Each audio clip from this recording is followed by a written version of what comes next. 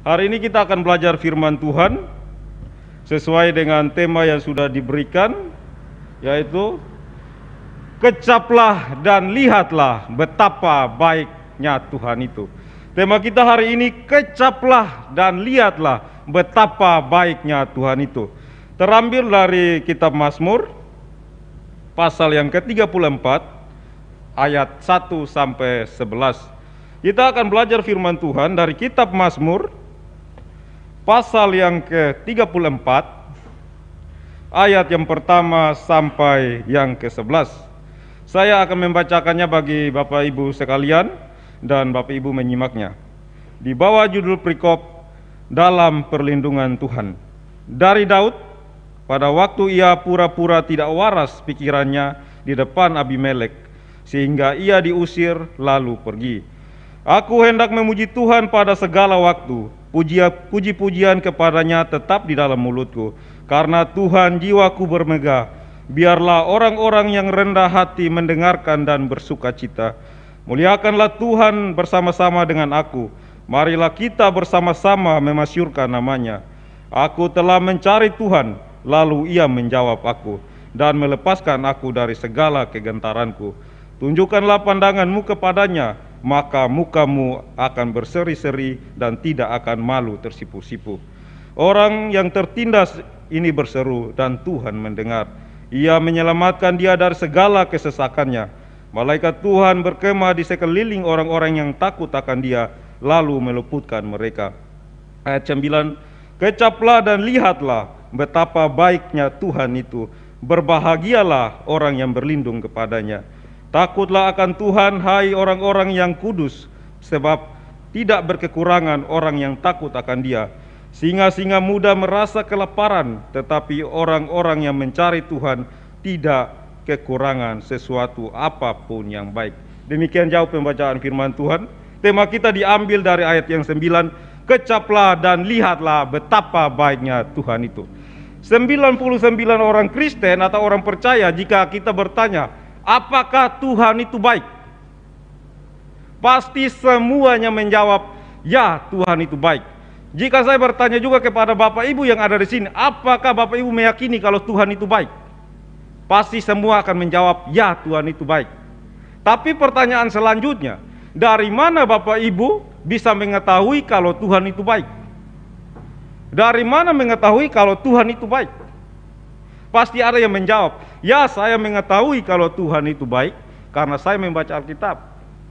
Karena di dalam Alkitab banyak cerita tentang kebaikan Tuhan. Di dalam Alkitab menceritakan tentang pengalaman-pengalaman tokoh Alkitab bersama Tuhan, di mana Tuhan menolong mereka secara luar biasa.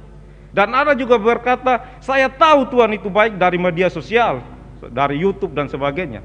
Dan saya juga tahu kalau Tuhan itu baik dari pendeta berkhotbah dan lain sebagainya. Saya mengetahui Tuhan itu baik dari semua pengalaman-pengalaman itu. Tetapi yang menjadi pertanyaannya, itu tidak salah, itu benar. Tetapi jangan sampai kita hanya mengetahui bahwa Tuhan itu baik hanya sekedar di pengetahuan saja.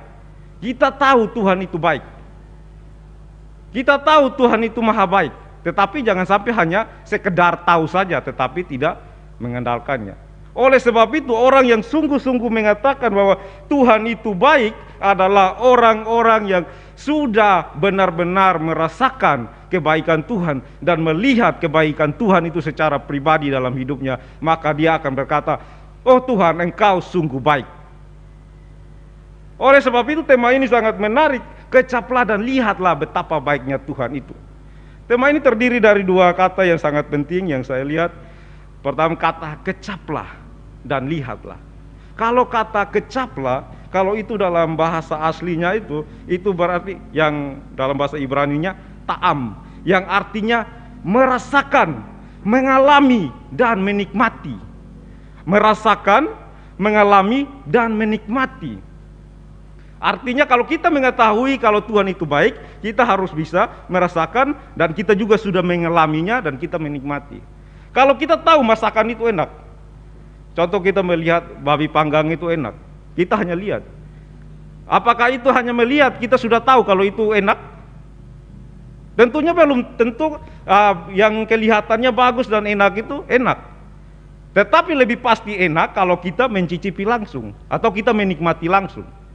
Jadi kalau kita berkata bahwa Tuhan itu baik, kalau kita sudah dengan sungguh-sungguh, kalau kita sudah menikmati atau kita sudah merasakannya. Yang kedua, kata yang kedua, lihatlah. Dalam bahasa aslinya itu ra'ah, yang artinya memperhatikan dan atau memeriksa.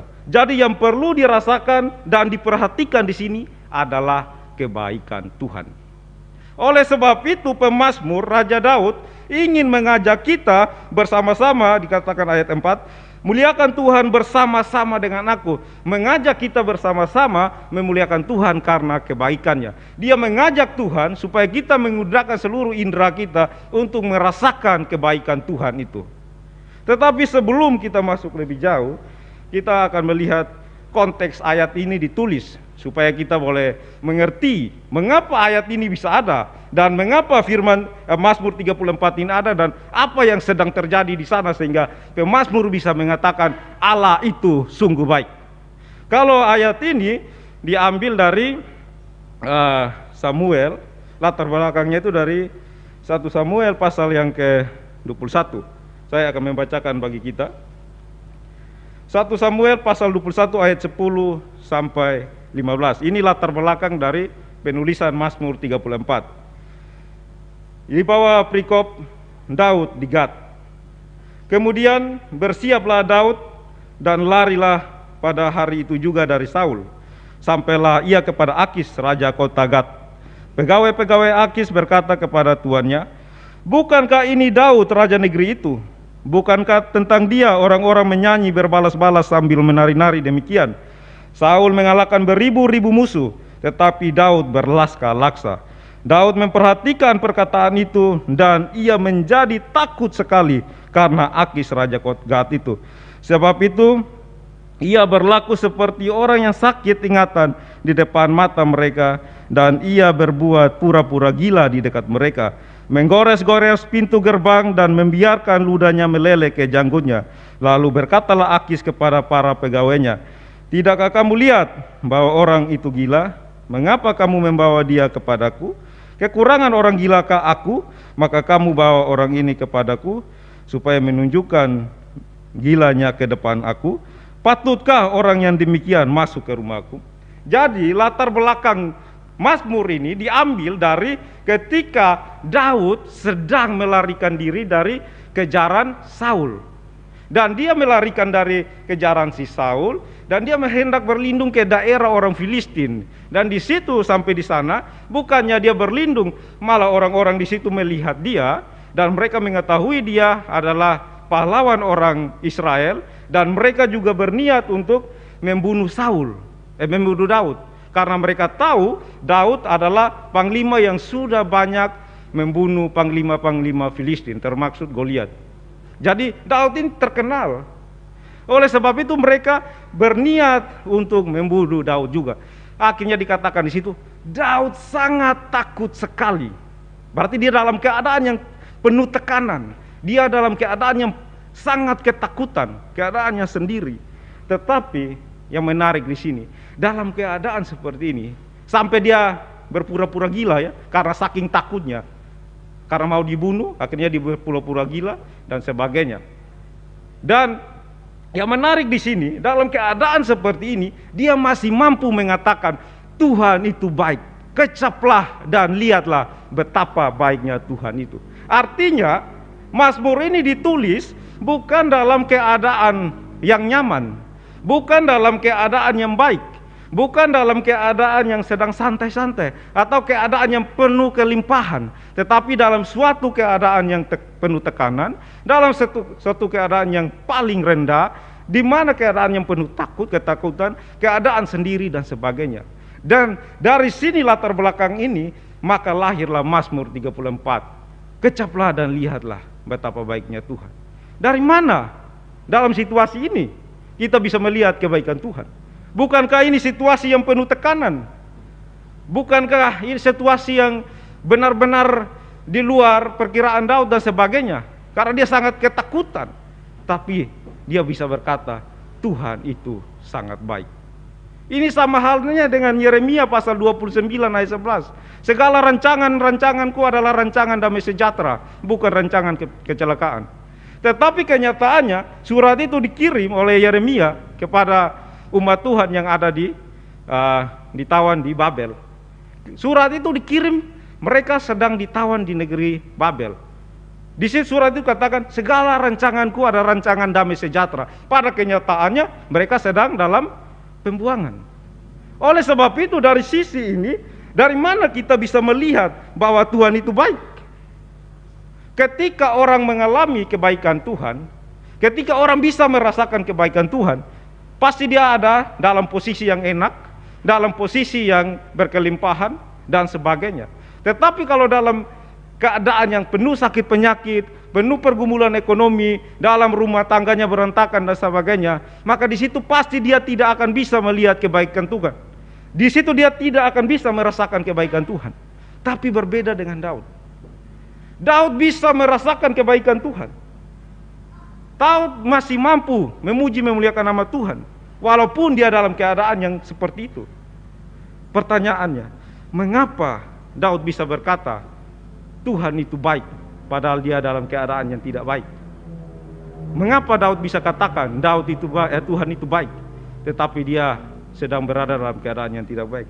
Alasannya karena Daud sudah merasakan kebaikan Tuhan dalam hidupnya. Daud sudah merasakan kasih setia dan kebaikan Tuhan secara pribadi. Daud mengungkapkan pengalaman bersama Tuhan. Ia hendak memuji Tuhan setiap waktu, karena Tuhan jiwanya berbeda. Pengalaman-pengalaman inilah yang membuat dia mampu memuji Tuhan. Di ayat yang kelima, ketika Daud mencari Tuhan, ia menjawab dan melepaskan Daud dari segala kegentaranku. Ayat yang ketujuh, ketika tertindas, ia berseru dan Tuhan menyelamatkan dia dari kesesakannya. Tuhan adalah pelindungnya. Malaikat Tuhan berlindung di sekeliling orang-orang yang takut akan dia. Pengalaman-pengalaman inilah yang mampu membuat Daud berkata Tuhan itu baik. Pengalaman imannya bersama Tuhan, bagaimana Tuhan tolong dia secara luar biasa dalam perjalanan hidupnya, ini yang membuat dia bisa mengatakan Tuhan itu baik. Kalau dulu Tuhan menolong dia melepaskan singa atau beruang yang berusaha menerkam dombanya, kalau dulu Tuhan bersama-sama dengan dia mengalahkan prajurit-prajurit musuh yang gagah perkasa, maka Tuhan juga akan menolong dia akan menghadapi pergumulan berat saat ini. Ini keyakinan Daud, sehingga dia mampu memuji Tuhan, sehingga dia mampu mengatakan Allah itu baik. Ketika masalah itu datang, dia mengingat kembali segala pertolongan Tuhan. Dia mengingat kembali setiap perbuatan baik Tuhan, sehingga itu yang mampu memberikan dia kekuatan. Oleh sebab inilah respon Daud. Ketika pergumulan itu datang, dia tetap mengingat setiap kebaikan Tuhan dalam hidupnya, sehingga dia menjadi kuat kembali. Dikatakan di ayat yang ke-6, tunjukkanlah pandanganmu kepada Tuhan, maka mukamu akan berseri-seri. Maka mukamu akan berseri-seri. Dikatakan di sini bahwa ketika dia memfokuskan pandangan dia kepada Tuhan, maka dia mendapatkan kekuatan baru. Dia akan berseri-seri kembali. Dia memfokuskan kepada Tuhan, maka tidak lagi masalah yang besar itu yang dilihat di depannya, tetapi dia melihat cara pandangnya mulai berbeda. Dia melihat ada Allah yang besar yang mampu menolong atau menyelamatkan dia dari pergumulan-pergumulan itu.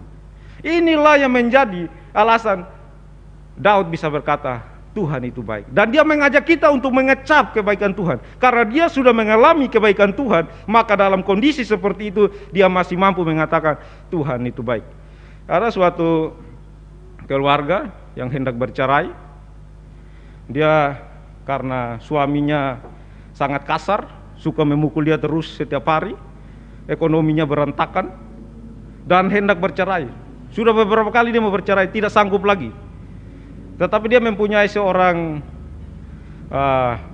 berteman dengan seorang nenek yang sudah sekitar umur 70 tahun. Setiap ada pergumulan atau masalah hendak dia mau bercerai, pasti dia cerita kepada nenek itu. Dia menceritakan kenapa dia mau bercerai. Dia katakan, pokoknya hari-hari dia katakan, saya tidak sanggup lagi, saya tidak bisa menjalaninya lagi. Akhirnya satu ketika karena itu sudah terjadi bertahun-tahun. Dia berkata kepada nenek itu, perempuan muda itu, saya sudah tidak sanggup lagi, dan kali ini benar-benar aku akan menceraikan suamiku. Lalu nenek tadi yang umur 70 tahun mengajak dia ke rumahnya, membawa dia ke rumahnya, dan sampai di rumah nenek tadi yang 70 tahun perempuan ini, yang dia juga kebetulan janda, dia menceritakan pengalamannya. Sejak saya menikah 5 tahun dan sedang mengandung 7 bulan, suami saya adalah seorang marinir atau tentara, dan dia pergi berperang dan dia mati di medan perang. Setelah mendapatkan kabar itu, saya sangat terpukul. Saya merasa frustasi karena saya harus hidup sendiri, saya harus menanggung atau membesarkan anakku sendiri, sedangkan ini belum lahir juga, dan dia harus melanjutkan hidupnya sendiri dengan satu anaknya ini, sehingga pergumulan yang begitu berat. Tetapi selanjutnya nenek tua itu menunjukkan kepada perempuan muda itu. Tetapi ketika dia hendak putus asa dan hendak mengakhiri hidupnya, dia selalu berkata kepada perempuan muda itu, ada satu cara yang selalu ia lakukan sehingga dia masih bisa kuat sampai saat ini. Lalu perempuan muda itu berkata, cara apakah itu? Lalu dia menunjuk ke sebuah ruangan kosong. Lalu perempuan muda itu berkata, kenapa? Ada apa dengan ruangan kosong itu? Lalu perempuan tua tadi berkata, di ruangan kosong itulah aku berperang. Di ruangan kosong itulah aku bergumul, aku berdoa, menyampaikan setiap pergumulanku. Ketika saya hampir putus asa, ketika saya hampir tidak sanggup lagi, maka di dalam ruangan kosong itu saya bergumul, berlutut, menangis dan meminta pertolongan Tuhan. Dan dia membawa perempuan muda itu masuk ke dalam ruangan itu, dan ternyata dia kaget. Setelah masuk ke dalam ruangan itu, di dalam ruangan itu penuh dengan tulisan-tulisan kecil, ayat-ayat kecil, yang tulisan-tulisan itu menuliskan tentang kebaikan Tuhan selama dia hidup. Pokoknya nenek tua itu setiap dia mengalami kebaikan Tuhan, dia selalu tulis di kertas, dia tempel di situ. Terima kasih Tuhan, Engkau memberikan saya uang 1 juta hari ini, dia tempel. Terima kasih Tuhan, Engkau memberikan saya kesehatan, dia tempel. Jadi di ruangan itu penuh dengan tulisan-tulisan yang sangat memberkati. Tuhan tolong dia secara luar biasa dalam hidupnya. Dan ketika dia mengalami pergumulan berat, maka dia lihat kembali tulisan-tulisan di dinding itu. Berkat-berkat Tuhan itu dia melihat kembali. Ketika dia melihat kembali berkat-berkat Tuhan itu, maka dia kembali mengalami kekuatan baru. Akhirnya perempuan muda tadi menjadi termotivasi kembali, dan dia juga melakukan sama.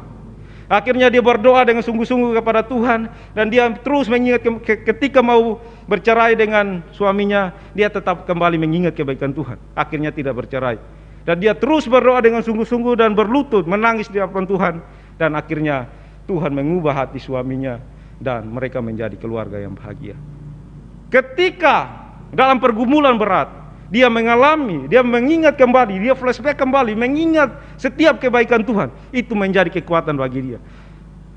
Pemazmur pun, Daud pun sama halnya dengan konteks ini. Ketika dia dalam tekanan ini, dia mengingat kembali kepada setiap kebaikan Tuhan, dan itu menjadi kekuatan baru bagi dia. Dan dia mampu katakan, Tuhan itu baik. Apakah kita mampu seperti itu? Ini pengalaman yang sangat luar biasa yang Daud berikan bagi kita. Oleh sebab itu kita belajarlah dari Daud. Jadi jangan kesulitan itu atau penderitaan itu yang membuat kita meragukan kasih Tuhan. Yang kedua, mengapa Daud bisa berkata bahwa Tuhan itu baik? Karena dia merasakan pemeliharaan Tuhan yang luar biasa. Tentunya dalam keadaan yang dikejar dan di lingkungan musuh bukanlah perkara yang mudah. Tetapi disitulah Daud melihat pemeliharaan Tuhan.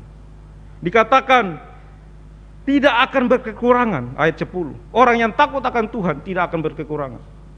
Digambarkan seperti singa-singa muda kelaparan, tetapi orang yang takut akan Tuhan tidak berkekurangan satu apapun. Bagaimana pemeliharaan Tuhan yang sangat luar biasa dalam hidup Daud.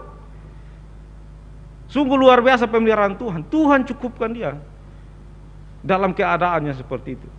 Kalau kita benar-benar mengasihi Tuhan, kalau kita benar-benar sudah merasakan kebaikan Tuhan, maka kita juga akan mampu berkata seperti Daud, Tuhan itu baik. Menjadi pertanyaannya, Bagaimana supaya kita bisa merasakan dan melihat kebaikan Tuhan? Bagaimana supaya kita bisa merasakan dan melihat kebaikan Tuhan? Yang pertama, hiduplah dengan relasi yang benar di hadapan Tuhan. Hiduplah dengan relasi yang benar di hadapan Tuhan. Maka engkau, Bapak Ibu jemaat GPO, akan menikmati, akan melihat kebaikan Tuhan itu. Daud punya peluang untuk membunuh Saul, bahkan beberapa kali, sampai dia memotong punca jubah Saul. Dia punya peluang membunuh Saul, tapi dia tidak ambil peluang itu, karena dia tahu Saul adalah orang yang diberkati Tuhan, orang yang dipilih Tuhan, dan dia orang yang diurapi Tuhan, dan dia tidak punya hak untuk mengambil nyawa Saul, sehingga dia tidak membunuh. Dia tetap menjaga kekudusannya di hadapan Allah. Ketika dia berdosa, ketika dia punya rencana jahat yang dia membunuh Uria dan akhirnya dia menikah dengan Batseba, di situ pun dia menyadari kesalahannya dan dia memohon ampun di hadapan Tuhan, dan dia tetap menjaga relasi hubungan dia dengan Tuhan.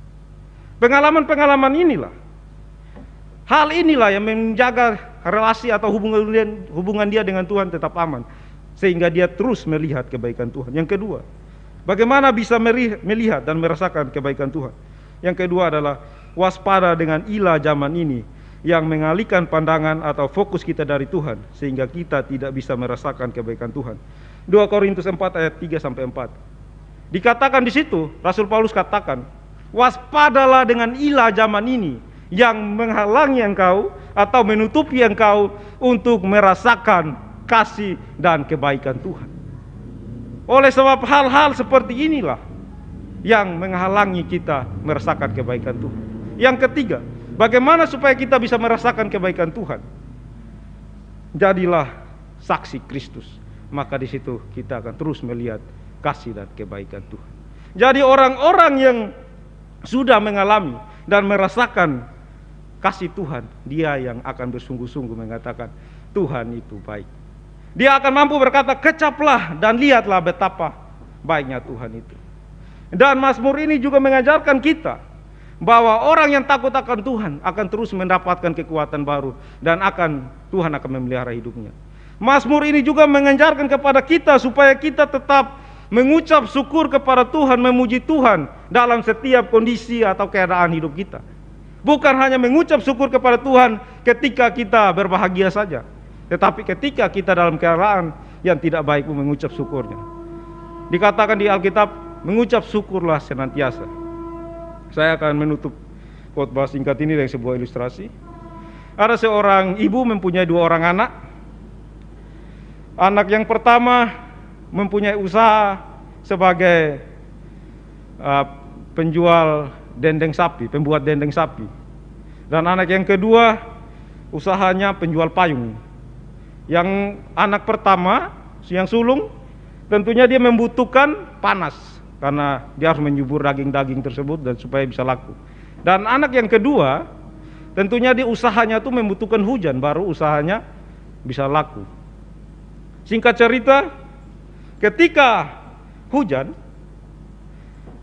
orang tuanya, mamanya ini merasa mengeluh, merasa sedih. Tuhan, mengapa engkau mengirimkan hujan? Kasihan anak sulungku, usahanya tidak bisa lancar. Ketika Tuhan mengirimkan panas, Tuhan mendatangkan panas, ibunya juga mengeluh, Tuhan, kenapa engkau mengirimkan panas sehingga usaha anakku yang kedua tidak bisa berjalan dengan baik? Jadi setiap hari ibu ini hanya mengeluh. Dia tidak pernah mengucap syukur akan kebaikan Tuhan. Akhirnya dia memutuskan pergi ke seorang pendeta. Lalu pendeta itu memberikan dia nasihat, suruh dia mengucap syukur senantiasa. Apapun kondisimu, mengucap syukurlah, maka engkau akan merasakan kebaikan Tuhan. Akhirnya ibu ini cara pandangnya mulai berubah.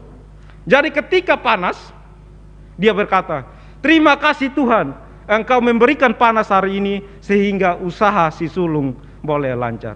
Jadi ketika hujan, maka dia berkata, terima kasih Tuhan, engkau memberikan hujan hari ini sehingga usaha si bungsu menjadi lancar. Dia tidak mengeluh lagi, sehingga dia mampu bersyukur dan dia menikmati berkat Tuhan, dan dia bisa melihat dan merasakan kebaikan Tuhan.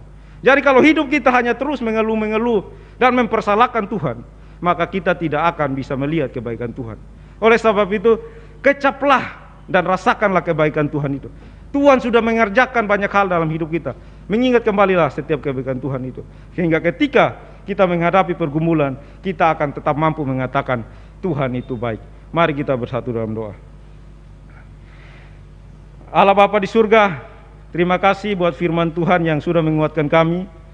Biarlah firman Tuhan ini mengajarkan kami supaya dapat sungguh-sungguh melihat kebaikan Tuhan. Tuhan memberikan kami indera untuk merasakan, melihat, mendengar setiap kebaikan Tuhan. Biarlah kami boleh terus kuat ketika kami menghadapi pergumulan, karena Tuhan selalu baik dalam hidup kami. Di tengah situasi COVID seperti ini juga, biarlah kami bisa melihat kebaikan Tuhan dalam ini. Kami tahu semua rencana-rencana Tuhan adalah yang terbaik bagi kami. Berkati jemaat GPO Bapa surga. Dalam nama Yesus hamba-Mu berdoa. Amin.